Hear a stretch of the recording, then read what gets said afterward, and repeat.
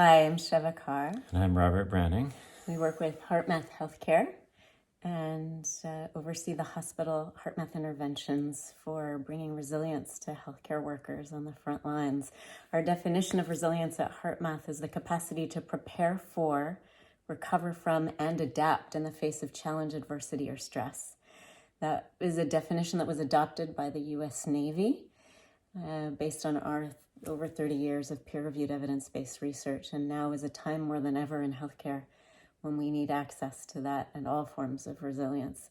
In this video, we want to talk with you about the resilience capacity heart intelligence gives us to care for self and those closest to us in our own families while we are on the front lines taking care of others.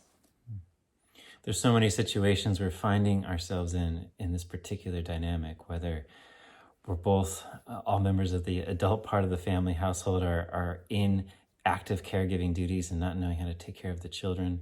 We're running long shifts, going to the store and there's not food to eat.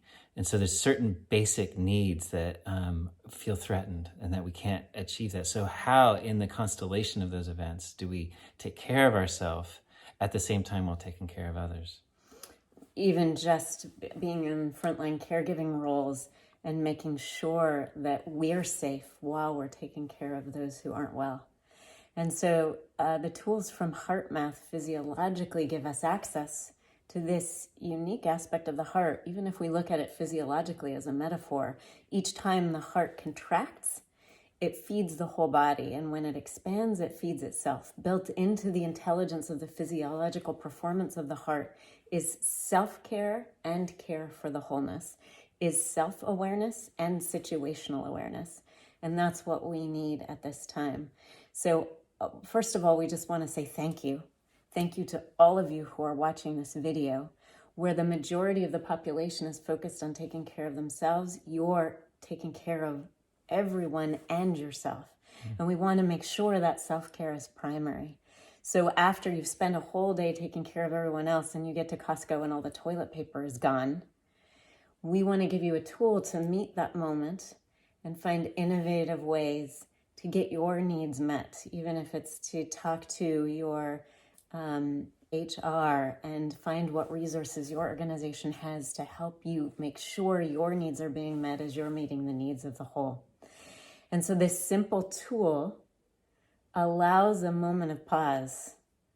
I've used it myself when I've been working in war zones, when I've been working in orphanages, in third world countries. I've used it in all kinds of scenarios where I've been at risk while I've been in service to others.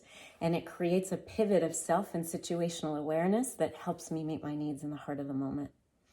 And that tool is a pause called quick coherence. So the first step is to focus attention in the area around the heart.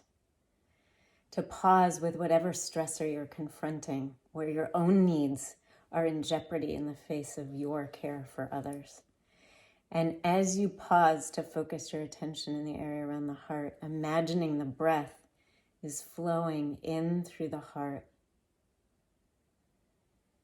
and out through the heart or chest area. The first step here, if you find it helpful, you can count to 5 as you breathe in. You can count to 5 as you breathe out. That heart-focused breathing presences the autonomic nervous system and creates both more self and situational awareness, opening us up from problem solving to solution seeking.